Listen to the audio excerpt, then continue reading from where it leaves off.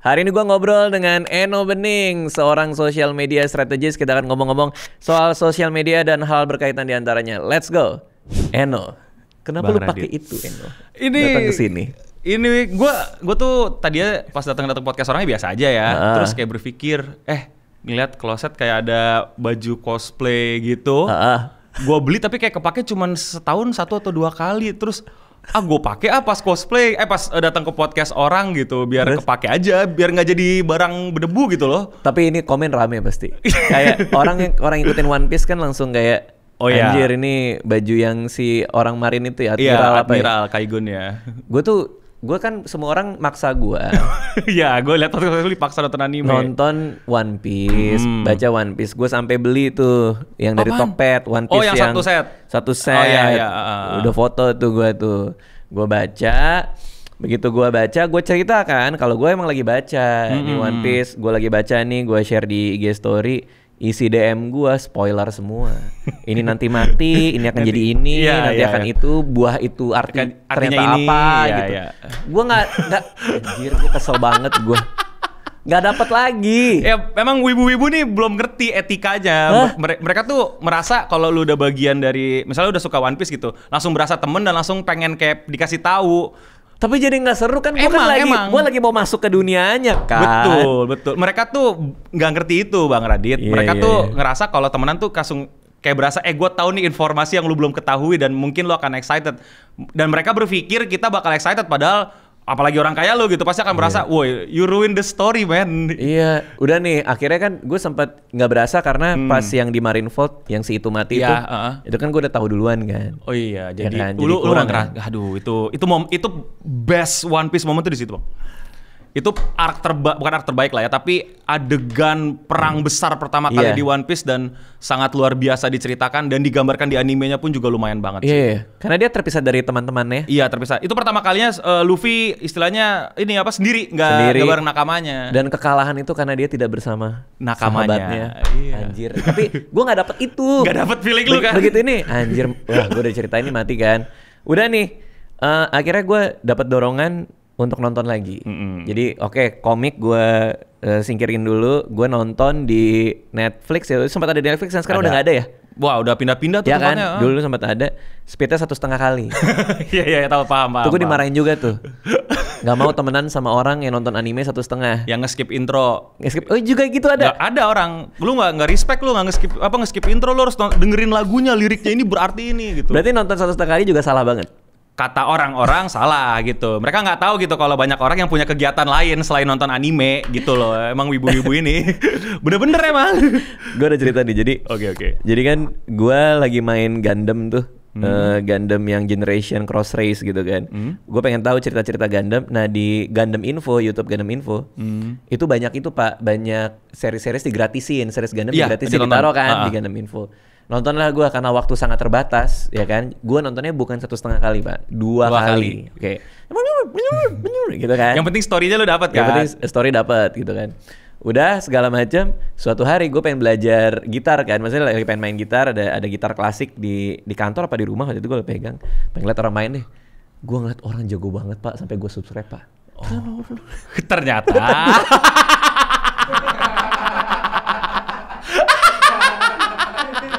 Lah berapa kali?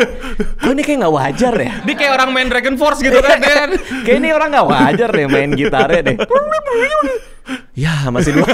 Settingannya belum lu ganti ternyata. Iya. Oke, anime. Gua kan kemarin ngomong sama Kevin juga kan. One Piece nih gua udah susah gua masuk lagi karena begitu gua nonton One Piece lagi di Netflix dengan 1,5 kali lipat, gua share lagi. Akhirnya gua coba nonton One Piece lagi. Udah sampai mana Bang? Ada yang nanya di DM. Gua jawab sampai paus kejedot. Oke. Tahu nggak paus kejedot? Tahu. Yang paus yang Labun. Ya, si Labun ya. Baru sampai sini nih. Isi DM. Ini nanti mati, ini nanti. Nanti dalam ini ada ini, lu akan ketemu ini. Ingat lagi gua. Abis itu gue kalau nonton anime, gue nggak mau ngomong sama sekali. Lu gak bakal share ke story. Ya, kecuali kalau udah kelar atau gue udah ready. Selesai, Ya. ya. Free rent. Freeren bagus. Itu luar biasa kan? Keren banget. Lu menikmati malam-malam lu pas nonton tuh kayak tenang gitu gak sih? Iya. Iya kan kayak. Iya. calming banget perasaan lu. Itu yang keren dari Frieren ya. Frieren apa Frieren? Frieren. Bacanya ada peributan sih ya. Dia mulainya itu dari campaign-nya kelar, Pak. Iya, dari cerita sudah selesai. Cerita udah kelar, tapi lu malah mulai. Malah recap. Gila sih. Dengan keren party yang baru dan dengan apa ya, kayak kalau gue melihatnya kayak second reflection bang. Pas gue pertama kali kesini gini, tapi pas gue sekarang datang lagi ternyata kayak nostalgia ya. Iya, dan ternyata gue dapetin apa yang maksud temen gue kemarin bilang waktu itu gue nggak ngerti dan sekarang gue ngerti. Itu emang anime orang tua sih bang. Emang buat kita. Oh ya, emang buat kita ya. Kayak emang lebih cocok buat orang tua kan itu kan second reflection bang. Kayak lu jalan ketemu ini lagi, apa yang kemarin gue rasain ternyata beda sama yang sekarang. Ternyata maksud gue bukan ini, maksud temen gue bukan ini, maksud temen gue kesini. Terus ngomongin kematian juga. Ngomongin kematian. Karena temennya pada ini kan udah umur kan. Udah umur, dia yang akan hidup lebih lama daripada teman-temannya.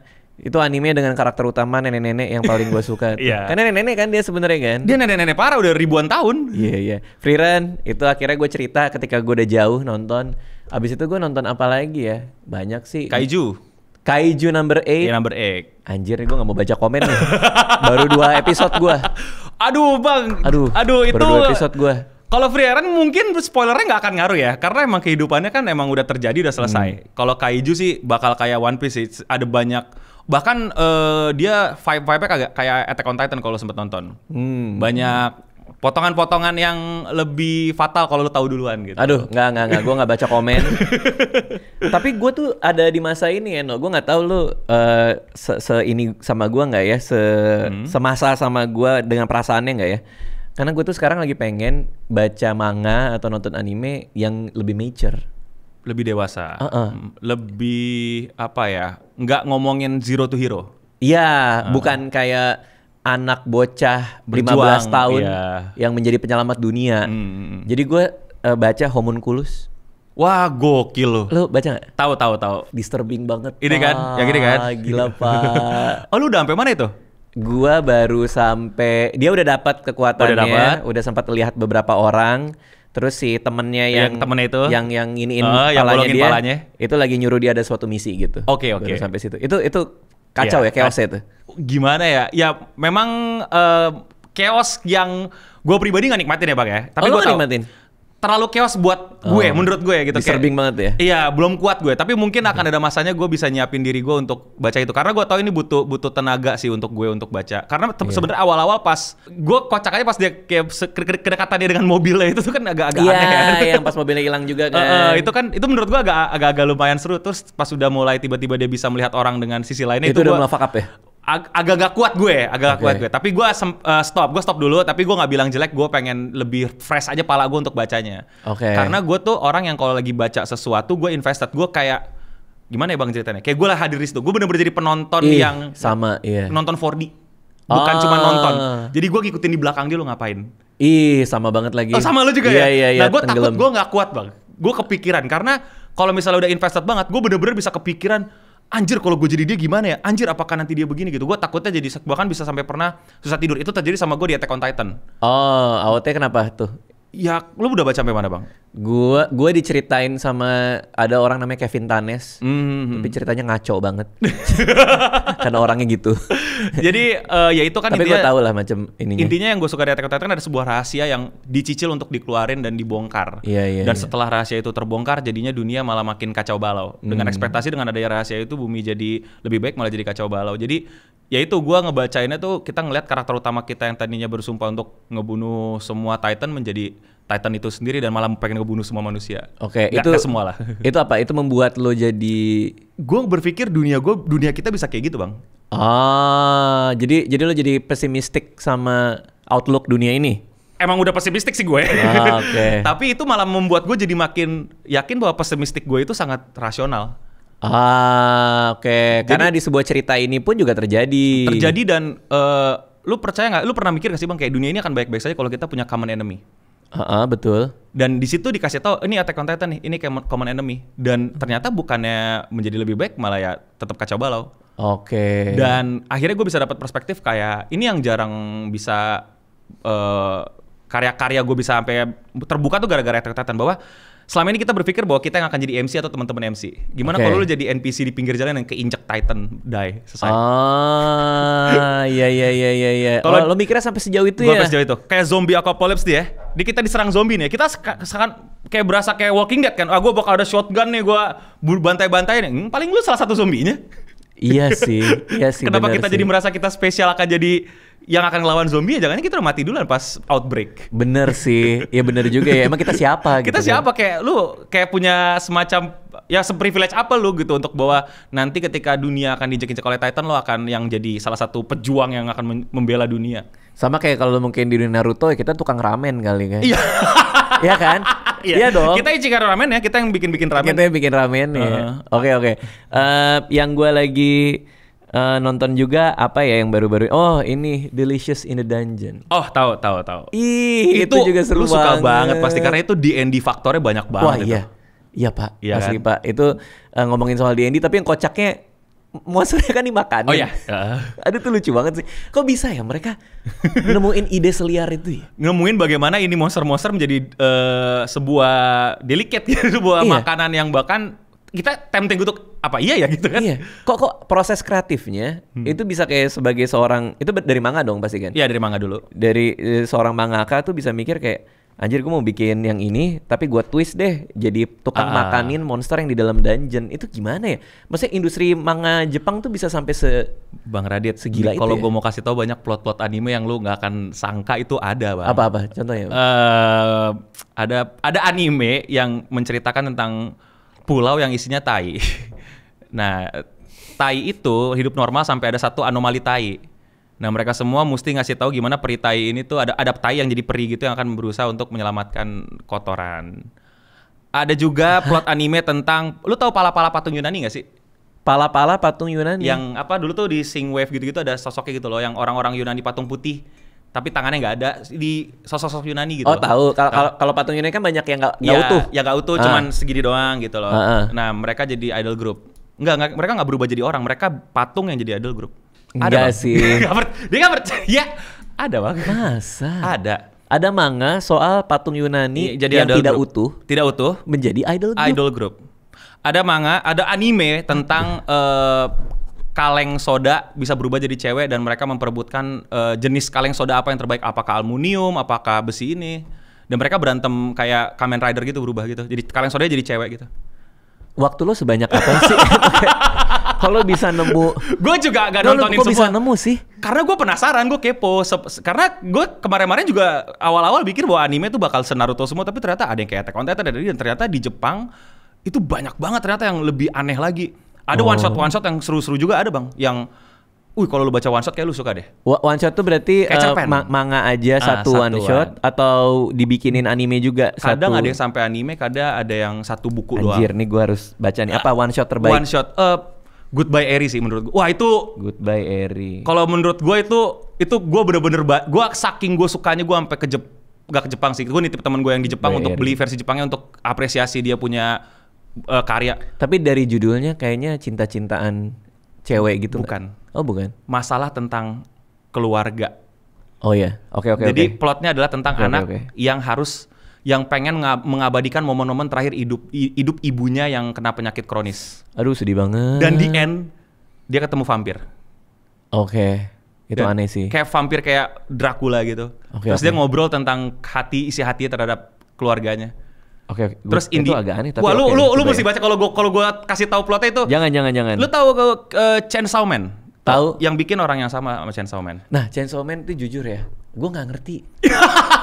Itu gimana sih, Pak? Oke. Kan gua udah nonton nih 2 episode. Tapi gua nggak ngerti gua. Oke, gua pun akui si Pak Fuji ini ini apa? Kalau bikin manga emang kadang suka aneh. Jadi kalau lu nonton yang sekarang masih nggak ngerti, yang berikutnya jangan lu tonton, Bang, karena emang lebih nggak ngerti lagi pasti. Bener-bener sekian. Jadi dia tuh dunia yang dimana, jadi gini, Bang, sistem setannya itu terbentuk dari ketakutan manusia. Jadi semakin banyak orang takut terhadap hal tersebut, semakin setan itu jauh lebih powerful. Udah sesimpel itu aja. Itu ya. Nah, itu kan di episode pertama. Ada si babi apa Pochita, anjing. Pochita. Anjing ininya chainsaw ya kan. Terus dia masuk ke badan si cowok ini ya, Denji. menyatu kan. Menyatu. Jadi tangannya jadi Chainsaw, mukanya Chainsaw. Iya. Terus gue nggak ngerti kenapa. Karena mereka Kenapa dia begitu? bersatu. Tapi jadi itu. Jadi Chainsaw. Jagoannya itu. Kepala Chainsaw. Kepala Chainsaw. Ya nggak ngerti gue. Nanti mau gue spoilerin dikit gak bang? Ada yang aneh. Jadi yang penting gue jadi tertarik. Oke, jadi nanti dia punya kendaraan. Kendaraannya hiu. Kan gue bilang biar gue tertarik. Monster hiu jadi kayak kudanya gitu. No, yang bener aja dong. Seru bang. Iya seru ya. Gue sih saranin lu baca sampai setidaknya arc 1 selesai sih. Arc terakhir tuh arc. Tapi lo jamin seru ya? Tapi jangan sampai arc Vermin deh. Itu agak-agak aneh. Soalnya capture terbarunya agak-agak bermasalah sih. Oh. Ada adegannya tidak baik lah pokoknya. Di Indonesia nggak lulus sensor sih kasih itu. Oh iya, sama kayak Homunculus juga itu pasti ada H ratingnya kan. H ratingnya lumayan dark gitu. Kayak Berserk juga kan. Oh iya. Chainsaw Man tuh lebih ke, menurut gue dia movie goer. Saya suka yang nonton film gitu si Pak Fuji ini. Dan diadaptasiin kadang-kadang apa yang dia lagi seru tonton ke manganya. Oh. Tapi memang karya-karya dia tuh butuh kesabaran sih. Oke, tapi arc pertama bisa lah dinikmati ya. Bisa. Baca manganya sih juga asik sih sampai nanti apa? Ya lu sadar kan Denji itu nggak punya tujuan kan? Iya. Tujuannya dia cuma biar bisa begitu sama cewek. Iya kan dia ketemu juga tuh yang cewek apa kucing, tuh? Cewek kucing. Cewek kucing ya? Iya itu. Si Power namanya. Iya. Nah, emang kayak gitu, kocak itu sih. Tapi gue seru. Yang gue suka tuh ini anime aneh yang gue suka. Nggak tahu aneh apa enggak ya? Yang itu loh, Beastar. Oh itu iya. Lu suka nggak tapi? Tahu. Yang bikin drama musikal atau drama apa ya? Ya jadi kan banyak. Oh iya. Latihan musik, latihan drama, teater. Beastar yang hewan kan? Iya, yang karakter utamanya serigala. Terus dia harus berteman sama kelinci ya? Iya. Aduh lucu banget. Kayak gitu kan Chainsaw juga seaneh itu. Tapi kan tangannya bukan gergaji. Oh, ntar ada lagi dia berantem sama setan nuklir. Hah? Seru bang. Nanti dia juga berantem sama setan Pinocchio. Oke, gua akan mencoba. Sama, iya oke. Tapi world buildingnya menurut gua konsisten gitu yang gue suka. Jadi kita nggak usah panik ada yang tiba-tiba keluar dari itu. Karena world building tetap terhadap ketakutan manusia yang dimanifestasi menjadi sebuah setan gitu. Oke. Karena awalnya gue kayak Hunter x Hunter juga gitu tuh. Gue ngelihat yang episode 1 kan, apaan lomba lari? Lihat kan lu? Iya kan? Iya, gue paham.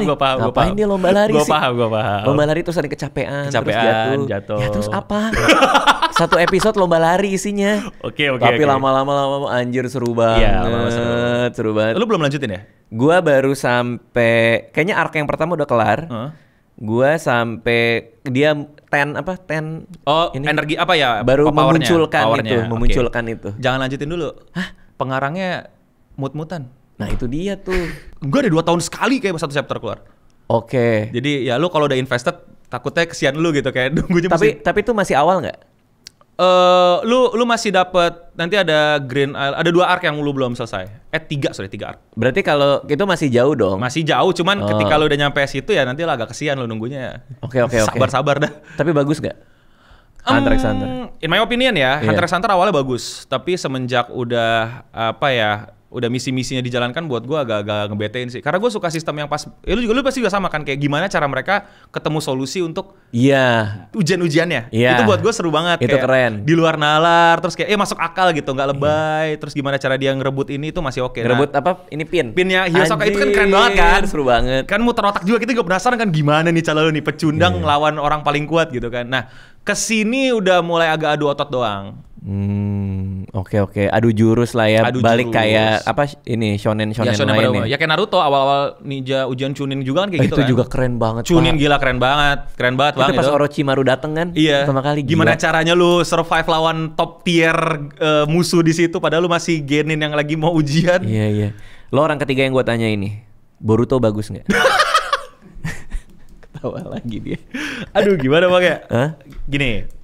Menjelaskan ke lu tuh takutnya jadi kayak menjelek-jelekan padahal emang jelek gitu. Oke, berarti jelek ya. Orang ketiga yang bilang jelek nih. Gimana ya? Beberapa orang yang gue lihat suka sama Boruto biasanya baru-baru ini nonton Naruto dan Boruto, bukan yang dari kecil ngikutin. Dari kita di Trans TV kalau nggak salah ya nonton itu kan sore-sore. Nah di situ tuh lu ngelihat apa yang udah dibuat sama Masashi Kishimoto dunianya itu kayak terlalu banyak dicampurkan unsur yang menjadi menyebalkan. Gitu loh, kayak Kenapa? Kayak tiba-tiba lu mau tahu kan tiba-tiba ada laptop, tiba-tiba bisa cloning, cepet banget gitu kayak cloning gitu kan. Misalnya cloningnya tuh kalau dulu kan bunsin ya, maksudnya ditusuk pus meledak gitu kan. Ini cloning orang jadi hidup gitu loh, maksudnya jadi entitas. Kayak udah advance teknologi di kita aja belum sampai situ. Jadi artinya dia masukin teknologi yang di dunia itu jadi nggak make sense. Nggak make sense. Plus orang-orang yang tadinya kuat keren di Naruto jadi kayak kacang gitu. Tapi emang itu persoalannya kan, kayak lu udah bikin Naruto dengan power level yang setinggi itu, lo balancingnya mau gimana? Ya itu akhirnya balancingnya selain dia kurang bagus ngebalancingnya karena ngebuat karakter-karakter utamanya itu jadi tiba-tiba lemah aja tanpa alasan yang kuat gitu. Misalnya lagi sakit kayak, dia cuma bilang ya karena udah tua aja gitu. Jadi kayak menurut gue itu aneh ya. Dan tuanya juga nggak tua-tua banget bang. Di Naruto lu lihat itu apa, Sarutobi udah setua apa masih bisa ngelawan Orochimaru Baiwan gitu. Dan si gurunya Naruto si Jiraiya itu kan emang Jiraiya bang, Jiraiya. Jiraiya itu kan Jiraiya itu kan juga tua banget kan, jadi gitu. Nah kayak waktu itu Konoha diserang, waktu itu kita lihat Konoha waktu diserang Pain, lu udah lihat yang Konoha diserang Pain dong? Iya, yang itu yang banyak ini ya. Iya, dan semua orang kan ngeluarin yang terbaiknya gitu untuk ngelawan. Di sini tiba-tiba kayak orang-orang maju buat royokan aja gitu kayak, hah apaan sih gitu loh. Jadi kita nggak bisa, mau nggak mau mereka banyak mengulang story di Naruto ke Boruto dengan karakter baru dan plot yang sedikit baru. Tapi membuat karakter-karakter lama yang pernah melalui scene itu jadi terlihat kayak, woi nggak gini lah cara ngelawannya gitu. Lu kan punya jurus ini, lu kan jurus itu. Kayak tiba-tiba disuruh keroyokan aja gitu. Kayak semuanya tinggal punya taijutsu padahal ninjutsunya keren-keren. Berarti seharusnya berhenti nggak sih? Berhenti. Iya nggak sih? Iya. Sayang ya. Itu legasinya udah seharusnya kalau berhenti di yang endingnya itu yang Sasuke sama Naruto tiduran sebelah-sebelahan. Tiduran ya, kayak seakan-akan gue tadi hampir salah denger gue. Iya lagi pilot talk gitu. Iya pilot talk. Mereka berdua gitu. Pilot talk bener sih, bener kan pilot talk bener. Seharusnya berhenti di situ. Berhenti di situ selesai. Kenapa ya harus ada Boruto sih? Sayang banget ya. Duit lumayan. Iya buat dia kayaknya. Gue paham sih itu ya. Kalau gue jadi dia juga gue pasti akan milking sih, walaupun dikata-katain toh tidak melanggar hukum, tidak kenapa-napa. Dan gue gak tahu ya, mungkin lu pernah ngerasain ini. Jadi si pengarang Masashi Kishimoto semacam punya redemption gitu loh. Akhirnya dia bikin spin-off-nya karakter-karakter Naruto di era Naruto dengan misi-misi kecilnya. Kayak bapaknya Naruto punya manga sendiri sekarang, si Namikaze. Oke. Itu ya bagus tuh. Sasuke, petolongan Sasuke waktu berusaha untuk jadi orang baik dari selesai perang. Oh itu spin-off dari semua cerita ini? Iya, dari Naruto-nya. Jadi belum Boruto nih, dia belum masuk Boruto, ada spin-off-nya dikeluarin di manga. Itu gue ikutin, seru, masih merasakan fight Naruto gue. Mending gitu aja kan? Ya emang, gue juga setuju. Ya, dan bagus. Lo bikin kayak satu kumpulan manga, tapi masing-masing karakter punya short story. Betul banget. Dan itu gue nikmatin banget. Bagus banget. Iya sayang juga ya. Ya itulah. Soalnya gue nonton Boruto episode 1 suka. Gue juga suka. Yang kereta jalan, lu lompat ke atas. Iya. Kok lu inget semua sih? Kayak lu banyak banget deh nonton anime, kok lu bisa inget sih? Pengangguran nih gue.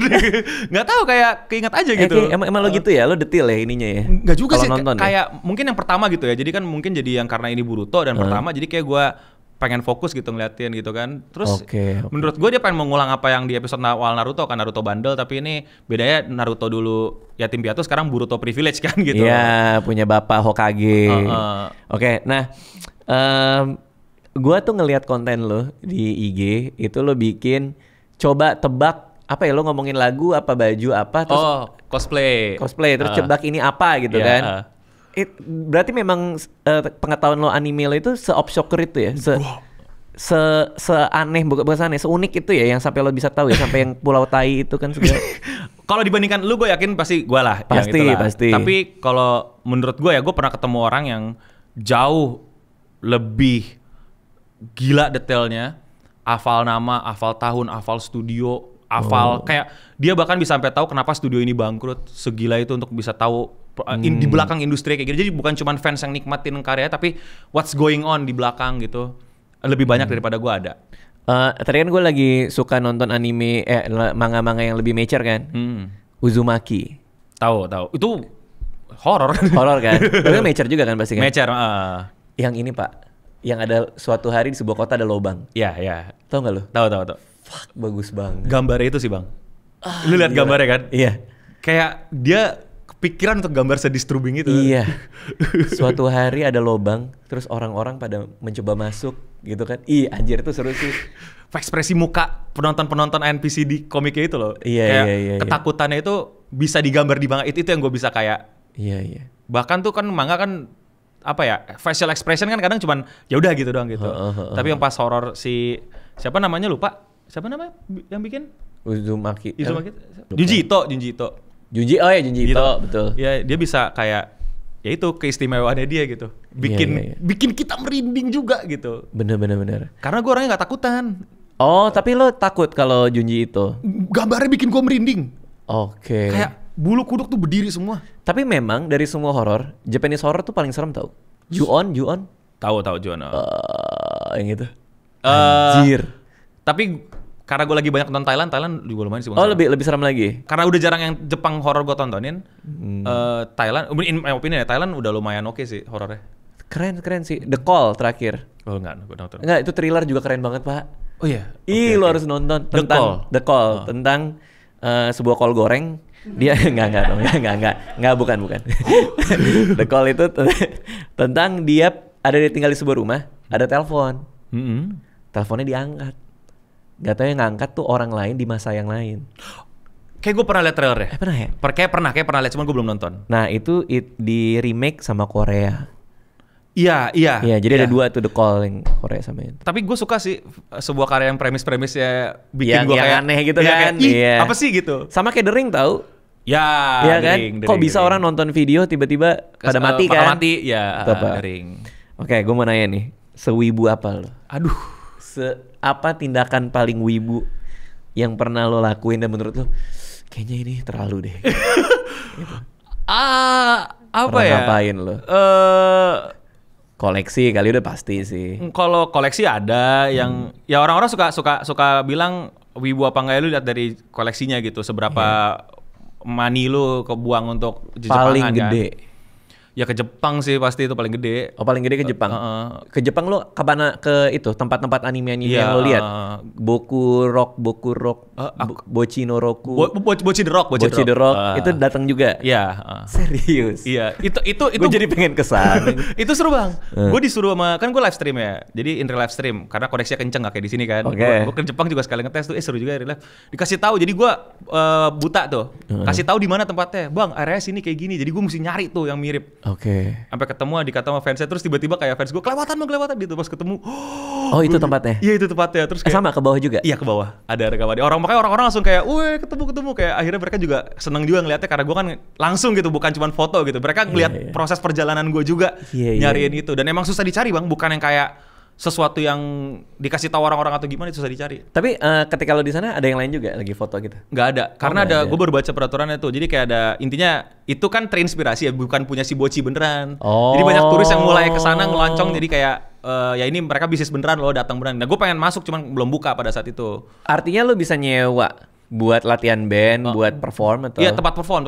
Jadi perform itu kalau nggak salah namanya Shimokitazawa tempat-tempatnya. Itu emang tempat yang kalau nggak salah memang banyak sekali tempat-tempat ngeband. Jadi bayangin coffee shop tapi di setiap coffee shop tuh ada panggungnya. Nah, gua ngelihat dokumenter soal Jepang itu ada itu juga Pak, kayak clubhouse ya, yang idol tapi idol yang fansnya nggak terlalu banyak, sehingga dia main tempat yang kecil. Itu ada juga di situ. Di setiap itu tempat. Kecil banget Pak. Penontonnya cuma 20 paling. Kecil banget tapi mereka ini banget. Parah banget. Dan mereka tuh yang sampai solid banget kayak pengen buang duit ke sana gitu loh, pengen beli merch-nya pasti. Gua mau nonton, gue bawa istri gua nonton deh. Lu mesti ngerasain sih karena vibe-nya itu yang gue pengen sebenarnya di Indonesia tapi kurang ya. Yaitu adalah ya apa ya, kecil-kecil gitu loh. Nggak harus langsung selalu masuk ke mainstream atau kayak lewat JKT itu. Ya? Iya, JKT kan langsung mainstream. Itu ya. Di Jepang tuh bahkan kata teman gue, nggak tahu bener apa nggak, mungkin dia lebay ya. Tiap RT tuh punya idol grupnya. Oh ya? Tiap RT ada idol grupnya. Yang gue tahu tiap prefektur ada maskot. Itu juga aneh-aneh kan? Iya, ada aneh. Ada yang melon, ada yang kacang. Ada yang mochi, ada yang karakter anime juga. Misalnya kayak Detective Conan, itu berasal dari mana? Itu jadi ininya kadang-kadang ditaruh di depan patungnya gitu. Untuk dibanggain juga gitu. Ayo datang ke tempat mangakannya sini. Oh, sekarang ada tour ini bang. Mangakannya bikin manga di mana? Ngapain? Touring ke tempat orang bikin manga. Waktu mejanya cuma kecil, cuma dia bungkuk begini, dia makan Indomie apa? Cup noodle-nya di situnya ada. Buat apa orang bayar? Turis ada orang kayak gue. Lu pengen belum waktu itu belum. Bayar buat lihat ini tempat dia bikin. Iya, waktu dia pertama kali menciptakan One Piece, Doraemon, Naruto. Oh ya, gue ngerti sih. Ada historinya. Perjalanan spiritual wibu aja. Perjalanan spiritual wibu. Iya. Oke. Kita kayak mengikuti step by step dia. Oh ini berarti kalau mangaka gua jajan pasti di Indomaret ini nih atau di Indomaret sana pasti Famimart ini, Sevel ini gitu. Berarti lo happy banget dong terakhir ke Jepang. Kredit gua max out. Gua nggak peduli waktu itu. Kredit lo max out maksudnya kartu kredit udah pol lah ya. Pol banget. Udah pokoknya belanja. Apa aja lo beli apa aja. Gua mau ke Jepang soalnya. Experience, gua beli banyak experience di situ. Oke, lo dari Jakarta pergi ke Tokyo. Nggak kemana-mana. Gue abisin Tokyo. Berapa hari Tokyo? 2 minggu. Ya, gue kan nanya temen gue. Temen gue dokter si Ferdi Riva. Kan dia kan dulu tinggal di Jepang juga. Rencana gue mau 2 nih, ke Tokyo sama Kyoto. Oke. Dalam jangka berapa lama? Gue bilang 12 hari. Lupain Kyoto, gak usah kemana-mana. Lo ke Tokyo aja. Tapi bener ternyata 2 minggu itu juga gak cukup ternyata. Gue tuh mau extend gak boleh. Harus ke Korea dulu baru balik lagi. Gak ngerti lah pokoknya kalau gak salah kata visa, masalah visa. Iya kan cuman bisa. Oke. Lo pergi ke Tokyo, ngapain? Beli semua experience yang lu nggak bisa rasain di sini, Bang. Lo nginep di hotel atau ryokan atau? Oh, gua ini sengaja nginep di guest house gitu. Bukan inn kalau bahasa Inggris itu inn. Bahasa Indonesia apa ya? Lost man. Jadi kayak nggak ada yang bersihin, kita datang tidur dan gue pengen ngerasain sok-sokan hidup kayak orang Jepang gitu yang nyuci baju sendiri, misahin sampah kita, Bang. Ini apa? Ini kebakar apa tidak ya? Dimarahin gak ya kita kalau misalnya nanti Tapi kan lo nggak bisa baca itu kanji. Dikit ini gue bisa dikit. Oh lo bisa? Dikit kayak tahu gitu. Dan Jepang itu menurut gue keren sih, mereka tuh selalu pakai visual, Bang. Jadi kayak kita tahu oh ini artinya ini gitu, kayak ada visualnya ini. Karena ada gambarnya. Iya, kayak ada penjelasan di mana-mana yang ya kadang udah tahu oh ini maksudnya flammable gitu loh. Kayak mereka selalu memasukkan visual dalam penjelasan. Jadi gue kayak ada ngerti dikit lah, dan emang udah ngerti dikit. Oke, jadi lo lost man sendiri atau sama temen? Sama teman. Misahin sampah. Abis itu lo kemana? Laundry yang orang-orang laundry itu ada laundry kayak kita tuh datang gitu. Kalau kita laundry kan barang diambil orang di laundryin ya. Iya. Ini kita laundry sendiri, masukin. Berarti pakai itu kan? Iya, koin-koin kan? Iya, panasin sendiri. Dan gue datangnya pas musim salju yang nggak bisa gue rasain di Indonesia. Oh, itu bulan apa? Februari. Dan itu gue beruntung banget, Bang, karena tadinya cuma dingin doang Tokyo. Dia kalau nggak salah 5 tahun tuh nggak turun salju. Terus tuh turun salju? Dan gue hoki banget. Orang-orang Tokyo yang teman-teman gue bilang, no jangan keluar, orang-orang disuruh pulang karena salju. Terus kata gue, fuck this shit, man, gue keluar lah. Kenapa orang disuruh pulang? Bahaya, badai salju. Oh lagi badai. Iya. Dan 5 tahun, kalau nggak salah ya 5 tahun Tokyo nggak turun-turun badai, cuma dingin doang. Nggak turun salju, cuma salju bentar doang. Dan itu saljunya gede banget dan gue malah keluar. Norak gue. Rasanya salju? Lah lu nggak pernah ke tempat salju? Nggak pernah gue. Ya lu. Serut gue maksimal gue. Serut gue. Masa sih lu gak pernah? Gak pernah gue. Anjir. Gak pernah ketemu salju gue. Dulu gue tinggal di Jepang di Mito. Tapi gue di singatan gue ya, gue nggak pernah inget rasa pakai salju itu. Gue punya foto di mana gue pakai ini sarung tangan apa gitu. Tapi angin dingin doang kan, bukan salju. Nah gue nggak tahu tuh gue pernah megang salju apa enggak. Tapi gue nggak punya memori megang salju tuh rasanya kayak gimana. Kayak serut. Kayak serut bener. Itu doang udah. Iya tapi nggak halus nggak apa. Nggak. Gitu. Ada yang halus, ada yang udah keras, ada yang batu. Gue waktu itu gue lagi jalan gitu ya. Terus gue lagi kan orang-orang udah bilang bahaya. Gue nggak ngerti bahayanya apa. Pertama angin, Bang, mental gue.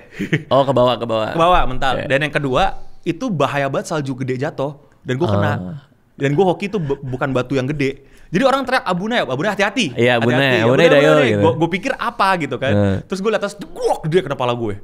Terus orang-orang kayak lu nggak apa-apa gitu. Gue cuma kayak sakit nggak tapi? Malu doang sih.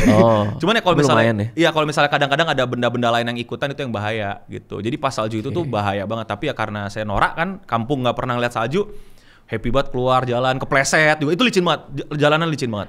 Aduh, gue kebayang lagi betapa happy-nya lo. Happy banget dengan semua Jepang-Jepang yang lo ikutin dari kecil. Yes. Terus akhirnya lo ke Jepang. Akhirnya gue bisa lihat salju. Dan itu perjalanan gue tuh terhambat gara-gara COVID. Jadi gue akhirnya selesai COVID gue bisa ke Jepang itu ya gue ngamuk, makanya gue I don't care gitu. Langsung ya. Gue beli semua experience yang bisa gue beli sih. Oke. Tapi kan berarti kalau dia badai salju itu membatasi experience lo dong? Nggak juga? Enggak, gue malah itu experience yang malah gue kayak ya kalau kata orang-orang kata ini jarang turun salju di Tokyo, gue malah seneng juga dong udah. Terus dan akhirnya gue ngeliat kayak gimana orang-orang persiap. Gue ngeliat Tokyo berantakan. Apa tuh Tokyo berantakan? Sampah di mana-mana, ketebar-tebaran. Orang-orang bilang Tokyo bersih kan. Itu gara-gara badai itu sampah terbang segala macem. Itu suatu hal langka tuh langka ya. Tokyo kan harusnya rapi kan, bersih gitu. Tokyo berantakan tuh ya. Sampah payung di mana-mana. Terus apa licin, becek kayak becekan Jakarta gitu. Justru imperfections-nya yang bikin itu menarik buat lu. Yes, yang orang-orang nggak bisa, yang selalu lihat terapi bersih, gue lihat kotornya, gue ngeliat ada gelandangannya. Orang kan suka bilang Jepang nggak ada gelandangan, ada. Pas lagi badai salju gelandangannya pada masuk stasiun, pada gelar kardus gitu. Kasian gitu. juga ya. Jadi gue bisa ngeliat apa yang mungkin jarang orang bisa lihat gitu pas berkunjung ke Jepang pada saat itu. Lo kemana aja? Disneyland? Disneyland. Terus gue lebih banyak jalan kaki, let the Muter-muter winds blow gitu kayak. Kebayang lagi. Lu pernah gak sih ngeliat kayak gue waktu itu sama pacar gue gitu kan, terus ada ke toko ramen, cobain aja. Kasih kita cobain, itu ramen terenak yang pernah kita makan dan kita datang ke situ lagi, ke situ yang lagi. bener. Iya. Nama ramennya apa lupa deh, tapi itu dekat stasiun gitu. Lu nggak tahu itu ramen rasanya apa, nggak baca review, lewat doang. Ada orang ramen terus kayak kan lagi dingin ya, jadi kalau asap tuh gue nggak tahu, gue kalau ngeliat ke tempat dingin keluar asap tuh kayak menarik gitu. Jadi kalau seorang mungkin keluar masuk terus kayak ini gue liat, kalau ngeliat gak ada turis malah penasaran, kok nggak ada turisnya nih? Bener. Gue masuk nih. Ini kayaknya lokal approve nih. Iya, nggak ada bahasa Inggris nih. Cuma ada ini, cuma kan gue bisa baca-baca dikit, atau gue translate. Itu gue pesan, pas kita pesan kayak, wah enak banget ya. Terus lo kesana lagi? Kesana lagi karena enak.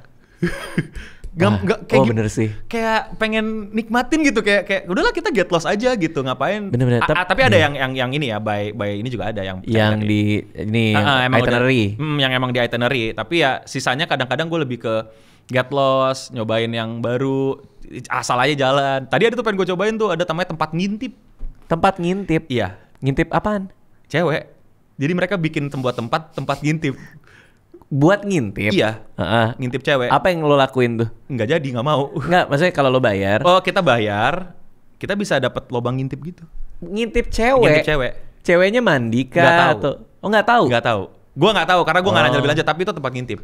Maksudnya ceweknya tahu dia diintip? Nggak tahu juga? Iya, itu ya, maksudnya itu ya mereka kerja untuk diintip. Gua Ma, aku berangkat kerja dulu ya. Apa sekarang kerjanya, Nak? Jadi gini, Ma. Aku kerja untuk diintip. Kerja buat diintip? Iya, jadi orang bayar buat ngintipin aku. Oke. Aneh juga ya. Beneran ada, dan gue pengen nyoba tapi ketakutan gitu. Gue takut kayak ini kan ada juga yang takutnya legal apa enggak gitu, scam atau karena udah agak-agak entertainment district. Gue kan nggak izin, gue orang asing, takutnya tadi tiba-tiba, jadi gue kurang berani, gue kurang nekat. Gue kalau ada temen gue yang orang asli mungkin masih mau gue, tapi pas itu gue lagi berdua doang sama pacar gue. Takut gue tuh, takut dibohongin, takut dijebak, takut ya, karena ada beberapa yang bisa di Jepang. Ada yang kayak gitu, ada scam-scamnya kayak gitu juga. Bener tuh, gue sempat lihat video. Jadi dia masuk ke sebuah tempat bar atau apa, ada cewek nemenin, terus ditawarin minum segala macam. Nah, scamnya tuh dengan harga minuman. Betul. Bener ya? Betul. Tiba-tiba harga minumannya tuh 10 kali lipat ya, atau berapa? 10.000 yen apa segala macam. Kalau nggak bayar awas gitu kan? Di depannya katanya lu all you can eat atau apa, tapi ternyata pas itu ada extra charge-nya karena lu ngobrol sama cewek. Ya kayak gitu scam-scamnya. Oh, harus hati-hati. Nah itu karena itu entertainment district, gue jadi nggak berani. Cuman gue liatin aja kayak, oh ada tempat ngintip, oh ada tempat ini gitu loh. Di YouTube gue lihat ada yang lu bisa bayar, nanti lu bisa tiduran gini, terus tatap-tatapan sama cewek. Ada juga. Itu aneh banget, Pak. Itu servis-servisnya seperti itu. Jadi cuman gini doang, tiduran. Itu di YouTube di review tuh. Ya ada, gue pernah lihat. Tiduran terus mata sama mata keliat. Oke, selesai. Kayak gitu. Aneh juga ya. Ada, tapi nanti ada biaya tambahan lagi kalau mau diajak ngobrol. Ada biaya tambahan juga buat dikorekin kuping lu, ada. Nah, itu tuh. Gue juga lihat. Ya kan ada. Bayar buat dikorekin kuping kan? Iya. Lu lihat kan?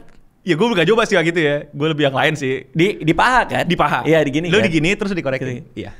Itu ada beneran. Oh, ada juga yang ini apa? Kalau gue tadi mau datang cuman ternyata mau sibuk. Jadi ada namanya bar, isinya kan gue lagi nge-gym ya. Jadi ada cewek-cewek muscle gitu. Buat banting lu. Lu ditampar dari gini kenceng. Duh, gue pakai cewek muscle gitu. Bener. Iya. Kalau lu kalah bench press atau apa sama ceweknya.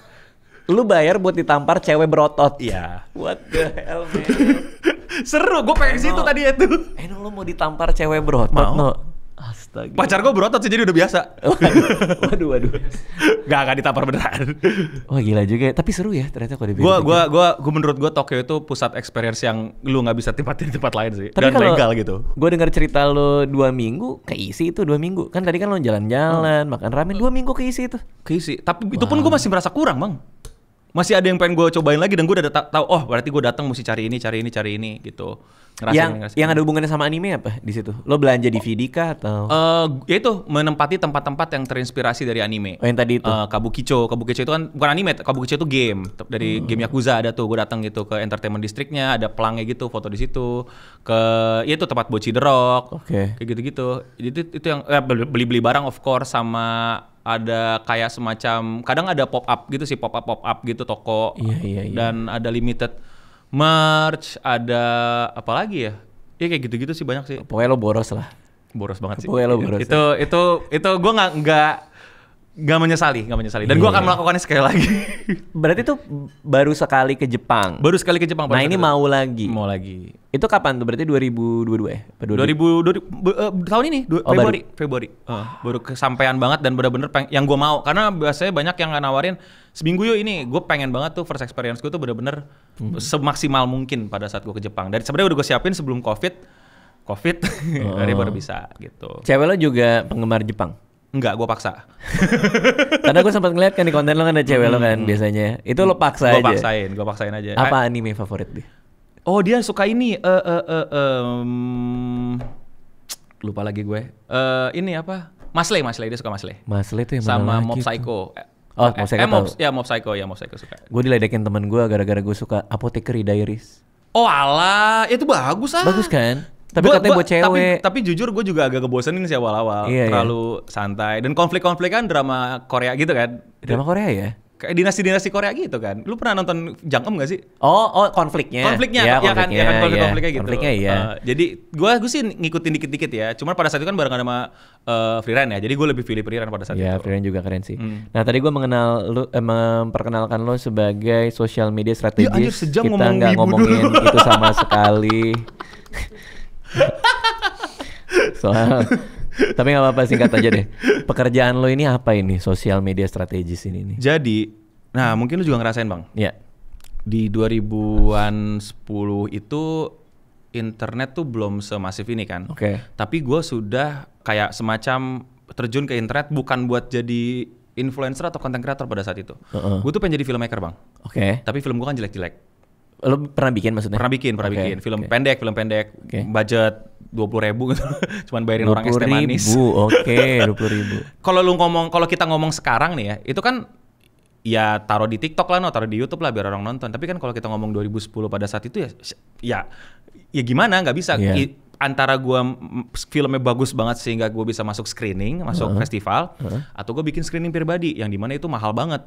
Sewa tempat, sewa proyektor dan lain-lain. Intinya gua bikin film tapi gua nggak pernah bisa tahu film gua bagus apa enggak. Nah itu gue ketemu namanya YouTube. Oh ini ternyata tempat gue bisa ngupload video. Biar gue bisa kasih ke orang atau orang nonton dan orang bisa memberikan komentar.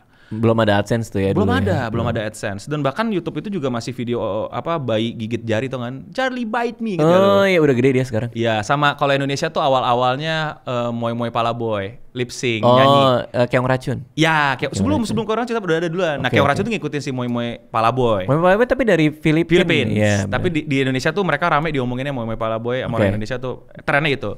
Nah terus gue baru sadar selama ini gue berpikir bahwa medium audio visual itu cuman film bioskop, sinetron, FTV, musik video, iklan. Ya kan, tapi kok ini ada vlog. Apaan nih? Kok ada gaming, kok ada tutorial make up, kok ada orang digigit jarinya doang viewsnya banyak. Viral. Terus gue baru sadar, oh ini baru. Ini new media nih gitu. Sampai gue cari teorinya apa nih. Ternyata jawabannya adalah new media. Gue pelajarin, gue tahu bagaimana platform bekerja, kenapa orang mengupload, platform untungnya bagaimana, dan apakah ini akan besar dan kedepannya. Akhirnya gue seriusin sampai gue bikin skripsinya. Oh kan lo di Filsafat UI kan? Iya Filsafat UI gue. Lo ngambil filsafat tuh kenapa sih? Apa sih? Kenapa tiba-tiba ngambil filsafat sih? Karena emang suka. Gue nggak pernah tahu itu. Tadinya pas gue memilih filsafat itu, gue tidak tahu filsafat akan seperti apa. Tapi pas gue tanya orang-orang, filsafat itu belajar tentang sejarah karena gue dulu suka sejarah. Jadi gue pilih sejarah dan filsafat dulu waktu mau simak UI. Iya SPMB apalah. Dan ternyata gue masuknya ke filsafat. Dan itu gue. Nah pada saat memang gue kan gue udah apa-apa bayar sendiri ya pada saat itu. Jadi orang tua kebetulan nggak terlalu ya gitu, karena gue bertanggung jawab nih atas pilihan gue sendiri gitu, dan gue pilih filsafat pada saat itu. Beberapa orang yaudah ambil aja yang penting UI katanya gitu. Tapi gue kayak benar-benar emang penasaran bagaimana filsafat, karena pada saat itu bang gue nggak pernah berpikir untuk gue kuliah ini biar gue kerja ini, kan banyak orang berpikir gitu. Gue nggak, gue emang pengen penasaran apa itu filsafat dan bagaimana ini bisa nanti ke depannya buat gue. Gimana ke depannya buat lo filsafat ini? Berarti pemikirannya berarti cara argumentasi, berpikir rasional. Iya, berpikir rasional sih bang. Kayak lu pernah sadar nggak sih selama ini kita bisa berpikir tapi nggak ke struktur. Betul. Dan gue yakin ya, karena gue baca-baca beberapa karya lu tuh, lu berpikirnya udah berterstruktur. Jadi lu tahu mau ngomong apa. Gue penggemar berat filsafat. Suka gue. Nih 3 jam podcast tadi. Suka banget gue. Sampai gue ke Eropa, gue ke kuburan-kuburan filsuf favorit gue. Gokil, siapa aja? Gue ke Schopenhauer. Schopenhauer. Halo, gila. Di Frankfurt. Bang, itu di mahasiswa filsafat. Schopenhauer tuh nyebelin bang. Lu malah demen kayak gitu ya? Gua mau ke Nietzsche, tapi Nietzsche jauh banget pak. Itu harus naik kereta pak. Di Vienna apa? Di mana ya? Aduh lupa gua. Pokoknya inceran gua, ya kan gua suka Nietzsche juga kan. Cuman ke sana jauh, harus naik kereta. Ya udahlah di Frankfurt aja. Sampai sekarang tuh gua masih inget waktu itu gua nge-tweet, gua mau nyari kuburan. Di Frankfurt di Jerman. Ada nggak yang mau nemenin gua di Twitter, kan follower gua kan ada banyak kan. Ada pak 2 mahasiswa pak. Gua ketemuan sama dalam tanda kutip fans ya, follower ya dalam tanda kutip ya, orang yang suka gua lah ya. Bang Radit senang nih ketemu Bang Radit. Iya sama suka senang. Yuk kita cari kuburan sama. mereka pikir lu ngibul komedi di situ. Gua nggak tahu. Mereka pikir lu bercanda bang. Mungkin ya. Lu kan komedian nih, Bang Radit bercanda nih gitu ya, kita samperin yuk gitu kali pikiran mahasiswa aja. Terus pas lu bilang ayo cari kuburan, mereka gimana? Mereka ayo bang. Ya mau nggak mau. Iya sih ya. Terus gue lupa, gue pokoknya tahu kuburan di situ. Aduh ini 2 orang ini gue udah lost kontak nih. Aduh 2 mahasiswa ini nyari kuburannya berdasarkan foto pak. Ini pohonnya rantingnya ke sini. Iya paham gue itu. Ngerti nggak? Karena gue nggak tahu bloknya. Ketemu Schopenhauer. Lu bang gila pak. Begitu gua ke Perancis pak, kuburannya Sartre. Bacanya apa sih? Sartre. Sartre. Ya itulah pokoknya ya. Itu juga gue suka banget. Anjir. Gue ke kuburannya dia pak. Ke kuburannya dia. Terus gue nggak pernah lupa. Ini kisah asli nih, kisah nyata. Gue nggak ngarang. Karena ada ini gue, ada adik-adik gue ikut sama gue. Oh Sartre bangkit? Enggak. Pak, gue ke kuburannya Sartre. Terus kan ini tomb-nya kan di sini ada bunga nih. Tapi di sebelah sana tuh ada bunga-bunga lain tuh. Di antara bunga itu ada satu kartu pos, Pak. Tulisannya pakai huruf Hangul. Ternyata ada orang Korea yang naruh. Tapi pesannya dalam bahasa Inggris. Apa? Tulisannya "You are wrong, life is beautiful." What the Karena dia yang selalu ngomporin kan, hell is other people, cuy. Orang-orang lain itu neraka buat kita. You are wrong, life is beautiful. Ya, gue penggemar aja sih. Maksudnya gue nggak mendalami, nggak ngerti apa-apa juga. Tapi seneng aja. Gimana? Masa nggak dalamin, bohong lu? Ya ini aja. Dituduh lagi. Tapi anyway, pembahasannya adalah soal, jadi lo belajar filsafat. Tapi benar, gue setuju. Filsafat itu membuat kita berpikir rasional. Dan lo jadi terbuka nggak sih sama argumen orang, ya kan mencari truth, ya kan, dan lain-lain. Kalau gue bahkan dapetinnya ini bang, kita tuh bisa tahu kenapa bisa begitu. Iya. Kita nggak take it for granted. Iya. Betul sih. Nah orang-orang tuh suka ngira kita jadi kayak nilai orang. Bukan, kita nilai argumen orang. Betul. Karena itu objektif bisa dinilai. Kan orang, kalau orang nilai, wah matanya gini, kupingnya gini, hidungnya gerak. Enggak, kita tuh nilai bagaimana dia mengeluarkan satu kalimat, cetek. Dari kalimat itu gue bisa nilai. Ya kasarnya ya, gue bisa bilang lu bego gitu loh. Ini kalimat nggak make sense. Berarti lu kerjaannya kesel dong ya? Oh iya, gue ngeliat orang nge-tweet, ngeliat orang komen di IG Gue tuh sampai stop main Twitter bang, karena gue pernah sampai 8 jam sehari di Twitter untuk berantem. Kebayang lagi, gue ngerti lagi, gue kebayang lagi. Gimana ya? Dan akhirnya gue sadar ini ketagihan sih gue. Dan bukan yang kayak gimana ya? Lu ngerti sih kayak kadang karena gue lu 4 tahun dilatih untuk berdebat bang. Iya betul. Ya gue dikasih media berdebat, ya ketagihan gue. Nggak cuma soal berdebat, lu 4 tahun dilatih untuk berpikir pak. Iya. Ketika lu melihat orang punya logical fallacy yang berhamburan, yang pemikirannya salah semua, jadi gatal nggak sih pak? Bukan gatal lagi bang, kayak lu mau jambak rambut lu sendiri gitu kayak. Nah, kalau udah kayak gitu lu suka ngeblok nggak? Gue blok orang. Nah, ini dia nih. Bukan, gue nggak pernah ngeblok orang. Ih gitu. Tapi ini dia nih. Apa? Gue mau nanya sama lo nih. Apa tuh? Kenapa lo ngeblok orang? Karena lo kesel dong sama orang itu? Annoying, Pak. Annoying kan? Iya, tuh kan lu mau ngeblok kan? Bukan, tenang. Terus apa yang mau? Jadi ini arahnya kesini nih. Oke. Editor gua. Oke. Pernah lu blok, Pak. Ini, Pak. Oh, lu pernah? Dia sebelum lo datang dia bilang, "Bang, Eno Bening itu suka ngeblok orang lo gitu." "Oh iya, gue pernah diblok, Bang." Terus gue bilang, "Lu pasti punya dosa." Nggak mungkin lo diblok kalau lo nggak berdosa. Pedro, lo ngapain Pedro? Lo mending ngaku sekarang. Ini Pak, editornya A. Utap dulu, Pak. Oh, Utap dulu, editor Utap. Oke. Kayaknya gue ini sih lebih ke salah timing. Soalnya waktu itu gue lagi ngupload meme, terus konteksnya ada lunya, dan itu lo lagi war sama anak-anak si posting. Oh. Shit posting itu apa sih? Shit posting. Gue sering denger. Aduh, definisinya gimana? Shit posting tuh orang-orang brengsek aja lah. Jadi kayak memanfaatkan pakai meme culture untuk ngeledekin orang dan ya nge-shit gitu loh, ngeberakin gitu. Dengan tujuan Bikin marah orang. Oh. Nonsense aja gitu, kayak ya mereka gak punya tujuan juga, kayak ya gue gimana ya, mereka kayak ya gue nge-shit gitu, ngerti gak sih? Mereka kan jawab selalu gitu. Ya gue shit posting doang bilangnya gitu. Ya udahlah, gue seenak gue aja gitu ya. Jadi ya ketika itu terlalu ribut tapi. Pada saat era itu ya seru. Diributin apa? Hal-hal ribut apa gue waktu itu ya? Gue juga lupa ribut apa ya gue? Akhirnya ada meme ini, mukanya Bang Eno ditaruh di badannya Wazowski. Wazowski itu siapa? Karakter Disney.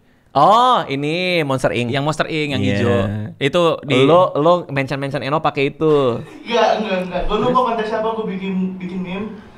Tapi gue nggak tahu. Lo yang bikin. Lo emang rada-rada lo emang Pedro. Gue bikin meme tapi salah timing aja, terus tiba-tiba gue lihat, lah ini nggak bisa dibuka. Tapi dia tadi ngomong ke gue, "Nggak Bang, gue udah di unblock," katanya. Gue udah unblock juga. Gue nggak tahu Bang, tiba-tiba lu nge-unblock gue. Oh. Tapi lo pernah unblock orang? Jadi waktu itu gue pakai, lu tau gak sih dulu tuh ada kayak Chrome extension atau apa gitu. Itu yang buat auto block gitu loh. Di Twitter dulu rame banget dipakai tuh. Tau gak sih lu? Nggak tahu. Yeah. Tapi gue paham maksud lo. Gue paham maksud lo. Jadi kalau ada yang keyword apa langsung di block. Iya. Ada melakukan aktivitas apa sama dengan block. Itu dulu gue pakai. Nah, biar cepet aja gitu, karena waktu itu cukup annoying dan Cukup malesin dan kan ngeblok atau bosen juga gitu, kayak ya pakai ada sistem, ada bot ya, gue juga nggak merasa kehilangan gitu. Iya. Kayak ya udah gitu loh, ya udah auto block. Terus waktu itu kayak kalau nggak salah lihat waktu itu ada gue live streaming bikin event unblock massal manual. Oh, lo termasuk di kayaknya yang lu di dapat unblock mungkin pada saat itu karena Congrats Pedro. Lo termasuk orang yang beruntung di unblock. Kayaknya gitu prosesnya ya, kayaknya gitu. Tapi ada beberapa juga yang manual Bang. Nyamperin gue di event, "Bang, unblock dong." Kalau gue minta tolong sama ini, Bang Kuda Lapar. Oh ya tuh kan, dia pakai salah satu editor gue dulu. Kuda Lapar itu apa lagi? Ada editor gue namanya Kuda ada. Namanya Kuda. Iya, editor gue. Panggilannya. Kuda Lapar. Editor gue ada namanya Kuda, ada namanya Simon Sunda, ada namanya sekarang yang edit gue Remon Sapi. Tapi itu panggilan kan?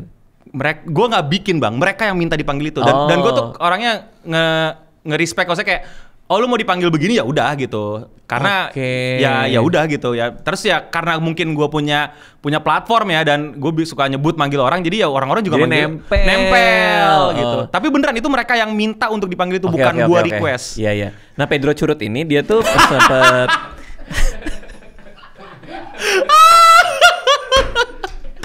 lagi lo ada aja sih, tapi lo masih ngeblok nggak? Kalau sebel pasti ngeblok. Kalau sekarang tuh karena udah mungkin ini ya Bang, udah umur. Bukan udah umur, kayak udah tahu bahwa gua nggak perlu. Karena gue udah Twitter udah stop main Twitter. Oh, bagus. Udah stop main Twitter. Bagus. Waduh, gue pusing banget gue. Gue juga inget sih waktu dulu Bang, yang lu diledekin bukan sastrawan, gue sedih loh. Itu kocak sih. Gue tuh sedih loh gue. Itu lucu banget. Enggak, gue bercandain. Lu ini kan lu apa? Gue mainin. Iya. Jadi nama gue masuk, ini konteks ya. Nama gue masuk ke buku pelajaran bahasa Indonesia. Sebagai sastrawan. Ini sastrawan Indonesia. Ada gue, Dewi Lestari, ada sastrawan lain. Terus ada yang nge-tweet gue. Ada yang nge-tweet gue. Lama banget itu. Terus orang-orang marah. Raditya Dika bukan sastrawan. Sementara gue ngapa-ngapain kan. Akhirnya gue bilang, teman-teman nih gue jelasin aja ya. Gue juga gak mau disebut sastrawan. Gue lebih senang disebut penulis ganteng. Gitu. Iya. Makin ribut orang. Di Twitter juga masih kayak gitu bang. Kita masih berantem. Gue nggak ngapa-ngapain bang, bisa diomongin. Lah, gue ngebikin apaan atau bahkan konten gue yang udah lama tiba-tiba naik lagi gara-gara TikTok kayak gitu mulai emang Twitter tuh sekarang rutinitasnya. Oke. Nah ini dalam konteks lo jadi sosial media. Masih belum terjelaskan itu kemana-mana. Iya betul. maaf. Iya nggak apa-apa. Sosial media strategis tadi ya. Ini gue mau tahu ini loh pekerjaan lo. Berarti ini ada klien dong. Klien datang ke lo. Dia punya objektif gitu. Misalnya nih yang nonton ada brand gitu katakanlah, pengen coba sosial media strategis itu apapun kebutuhan lu dan lu menggunakan tools sosial media. Jadi either jualan barang, memperkenalkan produk, rebranding atau bahkan sampai kebutuhan politik. Dan lu pengen menggunakan sosial media di situ, gue yang tahu gimana sosial media bekerja dan cocok buat lu sebagai personal brand atau organisasi. Jadi ya sebetulnya misalnya Bang Radit juga sebenarnya pernah ngelakuin ini bang. Waktu itu ingat nggak lu? Long time ago lu bikin kayak orang yang ngurusin IG lu dulu gitu loh. Karena lu mungkin nggak bisa ada waktu untuk konten dulu lu ada tuh sempet ngomong kayak gitu. Oh sekarang juga sih. Masih ya? Maksudnya maksudnya kita punya planning konten dan lain-lain juga gitu sih. Kan. Jadi sosial media strategis itu ya orang yang karena kalau orang-orang tuh suka ngira gue ngurusinnya influencer doang gitu. Padahal enggak, ada brand, company. Kayak terakhir gue bekerja udah resign dari Score Mahaka. Kalau tau Mahaka? Tahu. Gue ngurus sosmed, bukan sosmednya dong, gue program director di situ kebetulan. Gue ngurus semua media mereka mau diapain gitu. Tapi ada tim-timnya, ada tim website segala macam. Tapi gue berfokus di sosial media dan bikin program-program nantinya. Jadi, artinya lo yang ngatur tuh ya? Gue yang ngatur, gue yang desain, grand plan kita mau gimana dan menuju itu seperti apa. Nah kalau orang-orang ngelihatnya kan tinggal bikin gitu, ya beda gitu. Maksudnya kebutuhan perusahaan kan nggak hanya itu. Kayak sesimpel kemarin deh kayak ada yang konsultasi juga ke gue gitu loh. Gimana ya ngejelasin ini? Bentar. Jadi ada yang cuman konsultasi, kayak cuman ngobrol. Menurut lo sosmed gue salah di mana atau kurang efektif di mana? Itu konsultasi. Itu bayar gimana? Per jam atau? Ada per jamnya. Tapi beda, ada rate-nya beda, rate influencer itu manajer gue yang ngurus lah. Terus abis itu kita masuk ke biasanya dari situ biasanya mereka lanjut, gue pengen lebih whole nih. Jadi gue datang ke kantornya, gue ngecek secara scope of work, gimana pipeline kerjaannya. Ini tim gue kerjanya efisien gak sih? Dengan orang katanya ada 3 editor lah, 3 content creator lah atau apa gitu. Terus bisa ngasilin segini. Terus postingannya begini gitu. Terus habis itu biasanya, atau kadang-kadang company itu belum punya tim. Nah mereka mau gue lead tim itu dulu. Jadi gue yang rekrutin siapa, bikin tim seperti apa, dengan SDM sebanyak apa, timnya jalan. Kadang lanjut, kadang gue cabut karena biasanya gue nggak betah lama gitu. Kalau udah jadi ya udah gitu kan, company yang ngurus. Biasanya kalau ada apa-apa baru hubungin gue lagi. Ini yang kayak Score nih berarti ya? Kalau Score gue kebetulan permanen pada saat itu, gue kontrak. Lo cabutnya karena udah kelamaan aja. Ya udahlah gitu ya. Dan emang udah apa yang gue janjikan pada saat itu pas gue direkrut udah tercapai. Udah gue bilang kan gue mau bikin sistem nih karena ini belum ada sistemnya gitu. Ada juga yang kayak kemarin itu cuman gue cuman ngawasin timnya. Jadi ada yang kayak nggak percaya sama mereka punya vendor. Ada kayak gitu juga tuh. Di audit kah atau apa maksudnya? Dia minta second opinion lah. Nih soalnya nih vendor nggak main-main harganya gitu kan. Terus yang ketemu gimana? Ternyata emang ngecasnya berlebihan? Ya itu makanya kadang-kadang gue juga jadi dimusuhin sama beberapa pihak lah. Karena ya gue kan profesional dong, gue harus... Ya kan klien gue bukan vendor ya, tapi... Iya udah. Brand ya gitu kan. Berarti banyak vendor sosial media yang ngetok harga sebenarnya? Bukan gitu. Kalau menurut gue mereka... Kalau buat gue nggak salah bang. Tapi lebih kepada... si vendor menjanjikan apa dan dihasilkan, tapi brand ini ternyata belum butuh itu. Atau nggak kesini dulu nih. Upselling. Harusnya dia kalau menurut gue lu benerin dulu branding lu di sosmed daripada lu bikin konten yang kayak gini sekarang. Kalau ngomongin traffic masuk ya masuk, tapi kenapa kok misalnya kayak kita lihat di sini ini brand pengennya di sosial media lebih appealing ke anak muda, walaupun dia secara branding di konvensional itu buat orang tua. Tapi mereka sekarang pengen ke anak mudanya. Nah, berarti harus ada yang diubah nih cara rebrandingnya segala macam. Lu paham lah pasti maksud gua. Nah, tapi ini nggak dikonsultasikan ke vendornya. Ya vendornya ya aja gitu kan. Jadinya ada miss. Jadi nggak vendornya yang matok harga salah, tapi si ininya nggak sadar akan bolongan dia yang pertama tuh apa gitu loh. Kayak kapal dia tuh bolongnya di sini sebenarnya. Jadi bukan nambahin speed, kita tambal bolong dulu harusnya. Karena secara speed delivered. Secara speed dari vendor-vendor ya, tapi ini salah satu kasus ya. Ada juga kasus yang vendornya bilangnya gini padahal ini mah overpriced banget menurut gua gitu loh. Wah, menarik banget ya. Tapi kayak mayoritas brand dong. Kalau dulu iya, sekarang gua mau nyantai. Jadi biasanya cuma konsultasi 1-2 biji influencer gitu yang mau jadi influencer atau UMKM. Jadi gue bisa cuman ya karena skupnya kecil kan, jadi gue bisa tahu mereka environment-nya yang nggak segimana kan gitu dan target mereka nggak gede-gede, jadi gue bisa cepet lah gitu. Ada artis nggak? Ada artis datang kayak naikin gue gitu. Nah ini gue udah ngomong sih ke banyak tempat. Jadi waktu dulu inget nggak sih orang-orang di YouTube tuh kesel gara-gara artis masuk YouTube. Ya itu gue ya nggak sih. Lo yang masukin. Lu yang secara teknis lo yang rapiin. In a way iya. Yang bener no. Iya. Wow. Jadi gimana cara lo ngerapiin nih? Jadi sebenarnya gini. Pertama ya, bukan gue yang ngundang artis. Artis itu manajemennya udah tahu mereka mesti masuk internet YouTube pada saat itu. Dan mereka tahu ada orang namanya Eno. Waktu itu gue kerja di perusahaan juga kan gitu. Jadi mereka tahu loh gue pernah ketemu dan segala macam. Dan ya mereka datang konsultasi gimana ya kita mulai di YouTube, konten-konten apa yang ramah di YouTube ya kita mesti bikin kayak gimana. Karena mereka udah bikin tapi gayanya sinetron banget. Tau gak sih lo? Iya. Gayanya infotainment banget, gua kaku. Tahu tuh kaku banget. Zaman-zaman itu tahu iya. Ya kalau sekarang lihat udah lain kan, mereka udah gayanya udah belajar ya kan, cuttingnya lebih rapi, banyak ini segala macam. Bahkan TV yang sekarang ngikutin gaya vlog. Iya. Karena dipikir itu yang oke buat TV kan. Iya. Ya jadi ada beberapa artis yang memang secara manajemennya dan secara pribadi yang ngobrol-ngobrolnya sama gua pada saat itu. Nah makanya pada saat konten kreator bilang sebel artis masuk YouTube, saya diam aja. Oh, karena lu yang bantuin juga. Kan tidak salah. Tapi ya gimana kan ya udah gitu. Iya. Politik lo ngambil nggak tapi? Ngambil. Waktu zaman dahulu ambil, tapi sekarang masih ngambil. Minggu ini juga ada meeting, tapi tapi banyak yang tidak bisa memenuhi syarat gua. Yaitu DP. Lu masih ngerti? Iya. Padahal mah gua mau aja, maksudnya tapi bukan menjadi sosok yang di depan ya, tapi sosok yang di belakang yang bantuin manage kan nggak masalah gitu kan. Tapi banyak dari mereka yang DP-nya ini. Itu mencurigakan tau. Kalau lo minta DP nggak bisa ngasih, itu mencurigakan. Ya makanya gue lebih baik nggak usah ngambil. Jadi gue 2 periode ini gue nggak ambil politik. Karena ya itu mereka nggak memenuhi syarat gue. Ya terserah kan, simpel dong gitu loh. Maksudnya kita kan ada syarat yang menurut gue ini krusial banget buat gue gitu. Iya. Oke, terakhir nih, tipikal hari lo gimana nih biasanya kalau weekdays tuh? Wah. Bangun jam berapa biasanya? 10, oke. Tapi lagi mau bangun pagi.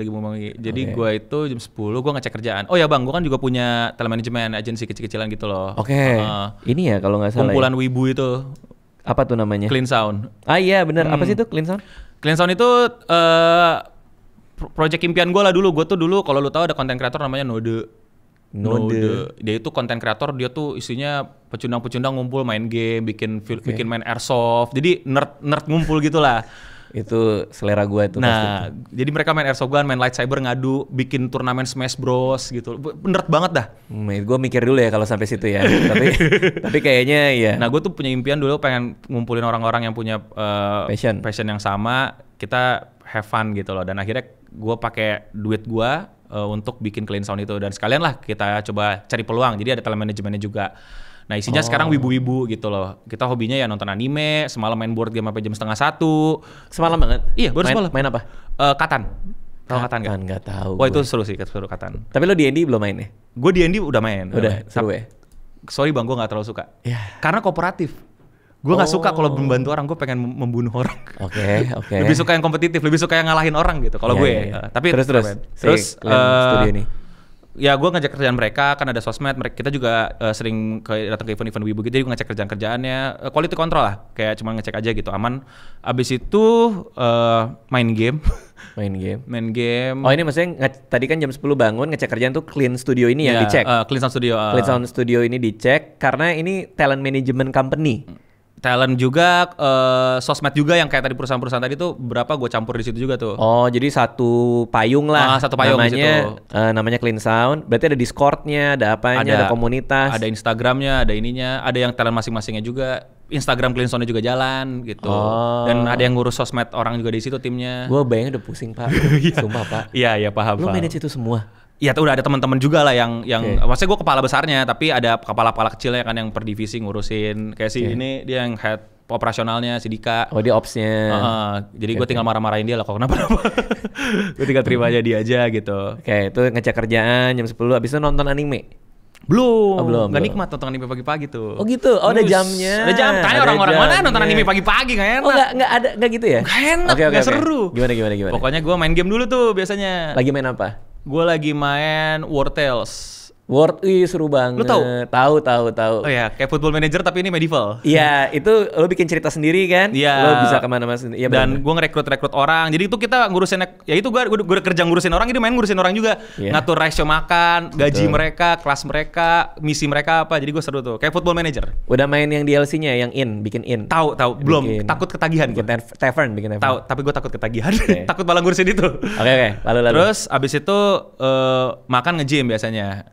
Nge-gym sejam, balik, biasanya ngecek kerjaan lagi, follow up apa yang terjadi tadi pagi. Nah, terus gue ngerekam bikin konten buat channel gue sendiri. Yang biasa itu tuh yang kayak depan kamera doang, komentarin gue. Kan? Ya, lo komentarin banyak hal sih. Iya. Gue baru tahu tuh bang, gue baru ketemu. Itu tolol gue ya. Gue bisa ngurus orang lain, pas ngurus diri sendiri nggak temu. Lu pernah nggak sih kayak gitu? Iya benar. Nah, akhirnya gue baru ketemu. Wah ini yang gue banget ternyata, pas banget buat gue bikin komentarin. Nah udah, habis itu mulai masuk sore biasanya gue live streaming. Oh, ada live streaming juga ya? Gue live streaming, ngobrol-ngobrol sama teman-teman atau main game di YouTube. Selesai live streaming, baru tuh sebelum tidur kita menonton anime. Justru pas sebelum tidur. Iya, sebelum tidur. Tapi kan kalau sebelum tidur nonton anime, bablas, Pak. Ya itu bahaya juga. Kadang-kadang gue 2 jam, 3 jam iya, ya kan? Iya, betul. Dan bahkan yang cuma 1 episode doang kadang malah jadi udahlah baca manganya gitu gara-gara penasaran. Oh, emang masih ada anime yang belum lu tonton? Banyak bang, terlalu banyak. Kayak gue cuma nonton 5% anime deh di dunia ini. Yang lagi lo tonton apa? Ya Kaiju 8, terus itu masih nonton. Ya ini gue ada orang-orang bilang kan lu bilang jelek bang, tapi tetap gue tontonin gitu. Kayak Boruto juga masih gue tontonin gitu kemarin-kemarin. Gue nontonin Kaiju 8, Kimetsu no Yaiba, Dungeon Meshi gue nonton, terus apalagi ya, Go Loser Ranger lagi gue tonton juga. Terus apalagi ya? Gila banyak banget. Gila. My Hero lagi tayang juga gue tonton. Terus apa ya? Itu sih baru itu. Banyak lah ya. Banyak. Kadang gue lanjutin baca manga yang lain. Kalau menurut lo nih, sampai kapan lo nonton anime ini? Ada batas umur gak sih sebenarnya? Itu yang gue kaget bang. Ternyata gue sampai sekarang gak berhenti nonton. Selalu ada yang bisa menyesuaikan sama mood dan umur gue. Kayaknya ya. Kayak lu sendiri akhirnya bisa nemuin kan yang cocok buat seumuran lu dan lebih mature kan tadi yang gue suka sekarang. Dan disediakan gitu loh dari industri ini, disediakan buat umur Raditya Dika, lu nonton ini Radit, digituin kan. Kadang gue tuh suka ngasal aja sih mikir kayak umur 60, 70 nonton anime masih gak ya gitu. Kalau lu bisa kadang ada aja yang kita bisa temuin yang bahkan lu tahu kalau di Jepang tuh bahkan ada orang-orang yang nontonin anime balap kuda. Oh ada lagi tuh anime balap kuda. Tapi kudanya jadi cewek. Dan itu nonton banyak orang tua juga. Karena orang tua suka nonton pacuan kuda. Ada. Iya. Ntar gue lihat deh semua pulau tai itu tadi. Oke. Eno Bening seru banget obrolannya. Kalau ada yang mau cari-cari lo, mau nanya-nanya atau nawarin soal social media strategis dan lain-lain tuh kemana? Ya ke IG aja, ada nomor manajer di situ sih. Eno Bening. Eno_Bening di IG. Di semua sosmed nama gue Eno Bening bisa ketemu kecari. Oke, tapi Twitter udah nggak ada. Udah nggak. Oke, thank you semuanya. Dadah.